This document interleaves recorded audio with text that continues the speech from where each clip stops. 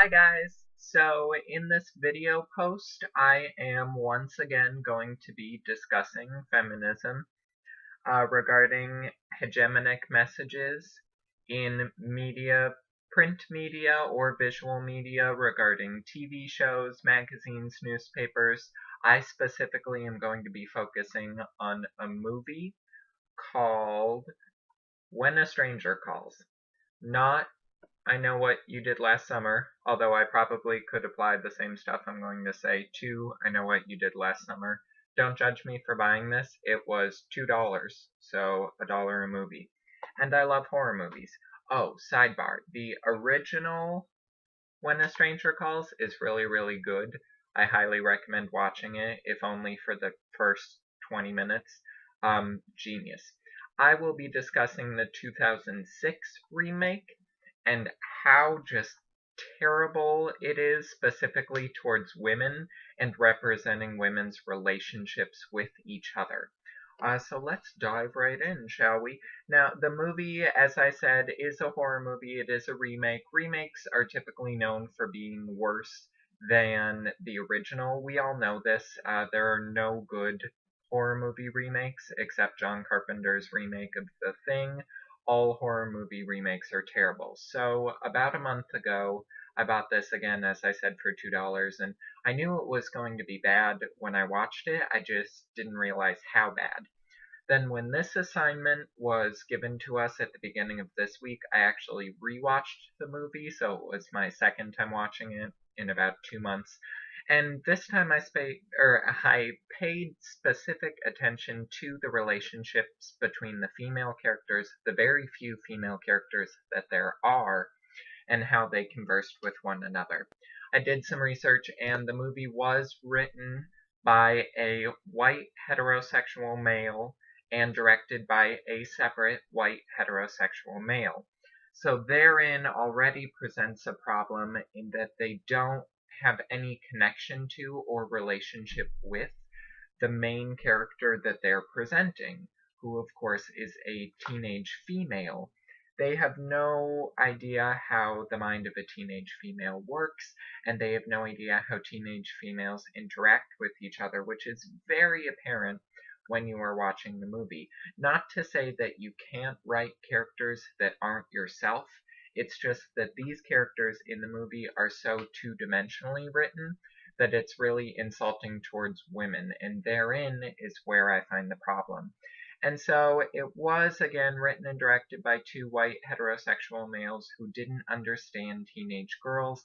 I went to a performing arts high school, and 99% of my friends were teenage girls, so I like to think that I have not an entire grasp, but a teeny grasp on how they communicate with one another.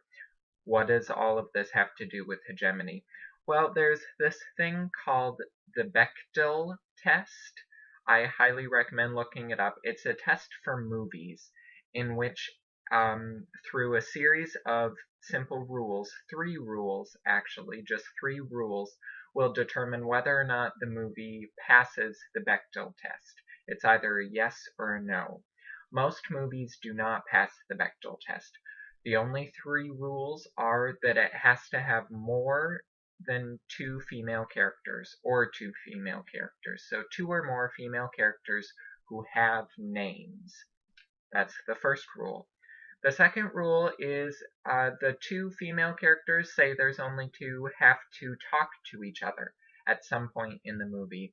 And the third rule is that they have to talk to each other about something other than a man. Now, you'd be surprised how many movies, including Oscar winners, do not pass this test. In fact, lots of movie critics say that the last movie to pass the test was Thelma and Louise, and that was in 1992. So before I was born was potentially the last movie to pass this test. Of course, this movie does not pass this test. The only reason I'm bringing it up is it is something that I recommend looking up, this test, the Bechdel test, and I also recommend when you're watching movies to keep an eye out for this. Are there 2 or more female characters? Do they have names? And do the female characters talk to each other about something other than men? I also challenge you to keep an eye out for, do the female characters talk to each other about something other than shoes or clothes or, again, sort of bouncing off men crushes on boys, which is the only discussion that takes place between the two female characters in When a Stranger Calls. Now, the two female characters in When a Stranger Calls, one is the main character, one is her best friend, only discuss the main character's boyfriend, and they only discuss the fact that both of them have made out with him and are angry at each other. Interestingly enough, all of these facts being presented, these two girls aren't mad at each other. They're still friends. The entire relationship between them is very friendly. In fact, the side friend, the supporting character friend, goes to visit the main character friend at the home of the children she's babysitting. That's how friendly they are after they've both made out with the main character's boyfriend. And the conversations they have are clear to be written by somebody who doesn't understand the complexity of the human mind or understand that females, even in their teens, do have other things to talk about than boys.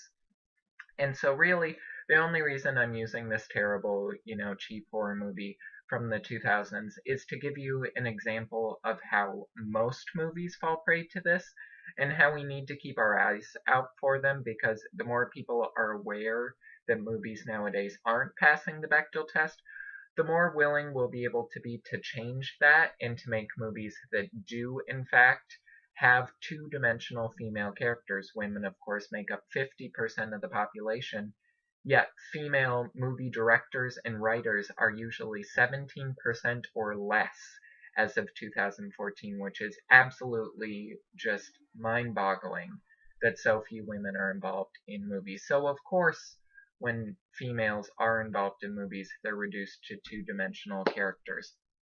It's a problem that I just briefly wanted to discuss regarding hegemony, and also suggest to you guys to keep your eyes out next time you watch a television show episode or a movie. If it does have two or more females, if they do talk to each other, that's mandatory. They have to talk to each other, whether or not there are men in the room, and they have to talk about something other than men or boys.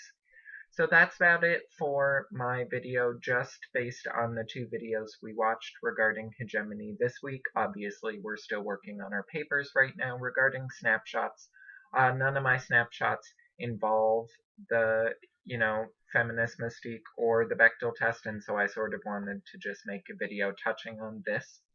And I look forward to next week when we sort of wrap up our papers and make a final video while we're making our first paper before moving on to the second assignment. Otherwise, I hope you guys had a good week, maybe watched the Super Bowl, and I look forward to seeing you and talking to you next week. Thanks.